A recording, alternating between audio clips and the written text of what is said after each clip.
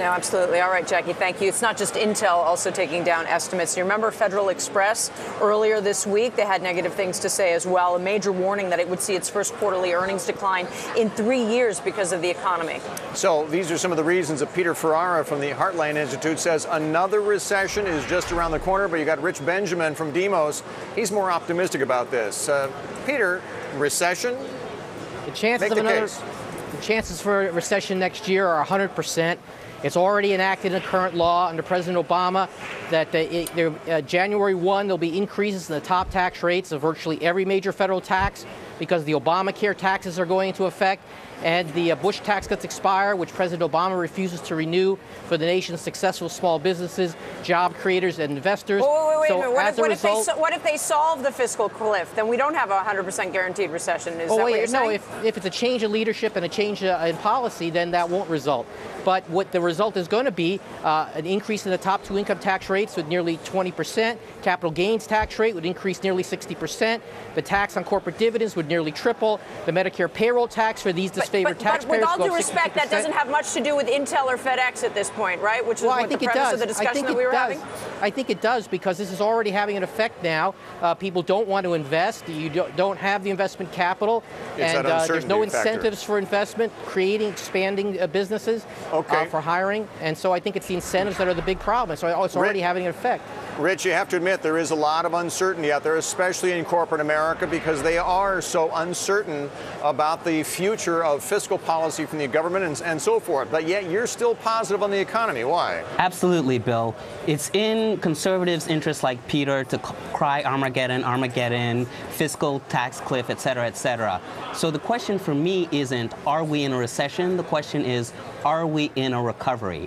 And you know, I personally am just getting back from Wyoming. I'm just getting back from a trip to Colorado.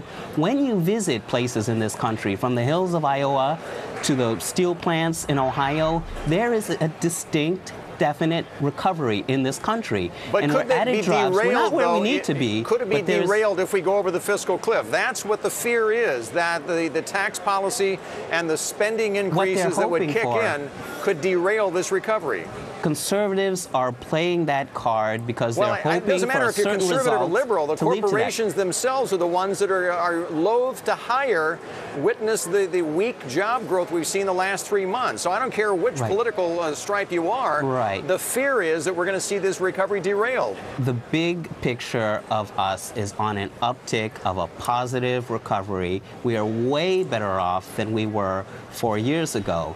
And it doesn't help the economy, certainly, to keep saying uncertainty, uncertainty, uncertainty. What's better is if we had done something about it.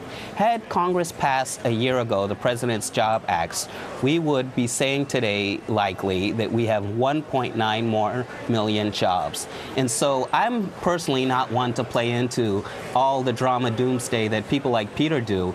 As I said, having just visited in Wyoming and Colorado. But Rich, very basic question. If they don't solve the fiscal cliff, taxes are going up, the government will cut spending even more. Will that be negative for the economy?